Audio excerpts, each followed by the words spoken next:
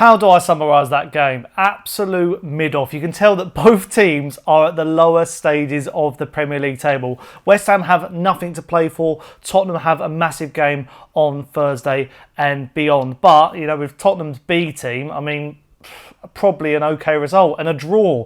When was the last time that Tottenham drew a game? I've actually forgot. Let me know that in the comments down below. As it finishes, West Ham 1, Tottenham 1 at the London Stadium. Literally not much to write home about. Some okay cameos from a few performers who will be hoping to start Thursday out in Norway against Bodo Glimt. But as this video is probably going to be summarising, this game didn't matter. There's bigger fish to fry. But before we go any further and deep dive into this game, if you are new to the Sunny Talk Spurs YouTube channel, then let me know in the comments down below, what did you make of it? What are you thinking ahead of Thursday? And also leave your likes, subscribe and hit the notification bell. I'm about 27 or so subs away from the mighty 7,000. So, you know, make those numbers up and I would really, really appreciate it. But I've got my stats on screen right now.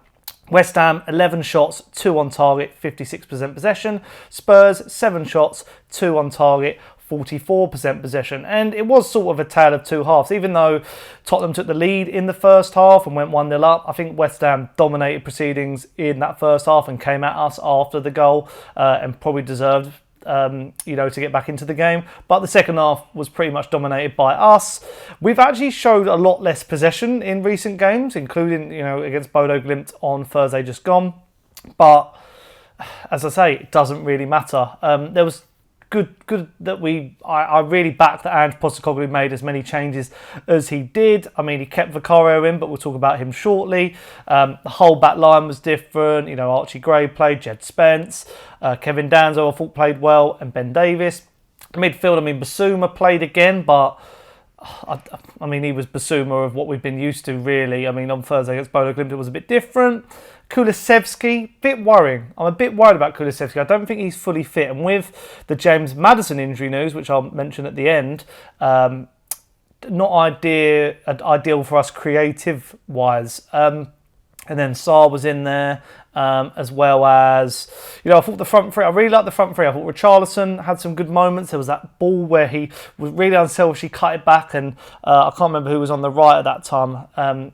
Didn't tap it home, should have been on their toes. But I really love Odobert and Tel now. I think they work really well together as a pair. They're used to doing it at France under 21 level. So yeah, I'm really, really happy with sort of some of the play that I saw. But again, just you knew this was sort of going to happen. I thought today that West Ham might have brought the game to us, considering that, you know, it's a bit of their cup final, isn't it? And they had maybe more to play for in this game than us, and, you know, battle of the mids, you know, all sort of that, all the memes you see about two mid-table sides fighting. But the goal was really well worked. Some really good pressing from Tel, who, you know, might put himself in contention to start against Bodo Glimt on Thursday for a bit of energy, depending on what's the situation with Heung-Min Son. And then Odobert, again, really like Odobert. I think he's had a good season despite injury himself. So happy to see him get on the score sheet.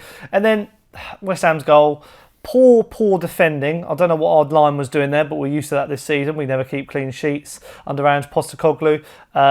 But ball easily played through from Wan-Bissaka. Jarrod Bowen's onside, really tight angle, and it goes through Vicario's legs. And that's what's quite annoying. I mean, Vicario made an amazing save at the end to keep it a 1-1, but Vicario's made a few mistakes recently, so hopefully he doesn't make them on Thursday, or, you know, if we get to the final. But yeah, so sort of the result I expected. I said a draw, or I said either West Ham batter us or a draw, so half right.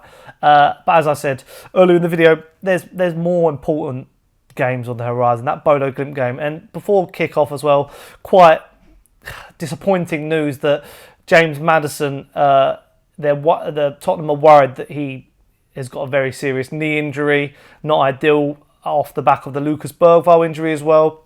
So it's going to be really, really interesting what midfield blend Ange Postecoglou goes with. But I think today, I'm happy he went as weak as he did. He should basically be fielding a B, C, D team in the Premier League as the season draws to its conclusion, because there's literally nothing to play for. There's literally nothing to play for in the Premier League. We can't get Europe in the Premier League, so it's all about the Europa League. And even Manchester United today, as I started recording, I think it went to 4-3. But I'm going to just double check now. I've got the laptop in front of me. I mean, they lost 4-3. So not good prep for Manchester United. I know, obviously, their game's pretty much, done, could be done and dusted, but you never know. Stranger things have happened for United. Think of the Lyon game, how end-to-end that was, and how it changed on a knife's edge. So, yeah, it's a weird season. Like, there's lots to play for, but there's not a lot to play for in the Premier League. And, speaking to a few West Ham fans during the game, I think they know that they're in a heap of trouble, just like Spurs heading into the summer. Maybe West Ham more than us. They're used to some poor displays this season. And, even though that team on paper looks good, has Graham Potter got them ticking? I mean, people were touting Graham Potter for the Spurs job at one stage. And I watched that and I think, I'm not so sure that he would really get a lot out of our squad. And he's not really getting a lot out of this West Ham squad. But yeah, as I say, all about Thursday. Bodo Glimt will not be easy. It's a very, very testing, could be cold and 4G pitch and all that sort of stuff. So yeah, I'm not as positive as I'm on the fence about it. I mean, I'm quite positive. I think we can go out there and hold them to the sword, but then I'm used to watching Spurs, go into these games and absolutely capitulate. But hopefully, with, lots of players rested, that's what's been quite good, I'd say, where Ange has excelled. Because he's rotating, you'd think, for momentum and morale. But a lot of these, the Romeros, Van der Ven and etc., Poro, it's like when they come together, it's like the Avengers. They come together and they excel, and that's what's been quite good, whether it be Frankfurt or Bodo Glimt or whatever. And it's just next goal wins in that game, isn't it, really? Whoever gets that early goal has pretty much, won the tie, I think, because either Bodo Glimt will get momentum or we'll just, be with ease. So I'm not too worried in that sense. But, yeah, basically, this game meant nothing in the grand scheme of things. We've got Palace to come. We've got, a few other fixtures sprinkled in that really don't mean anything. But again, London derby, it's tricky for these London clubs to play all these. I think there's been 42 different London derbies this season, which is crazy when you come to think of how the Premier League has expanded over the years. But yeah, pretty much what I expected. Just get a few minutes in those legs. Your Kulusevskis, your Tel, who could play Odobert, depending on what he goes for. Richarlison, who could make an impact.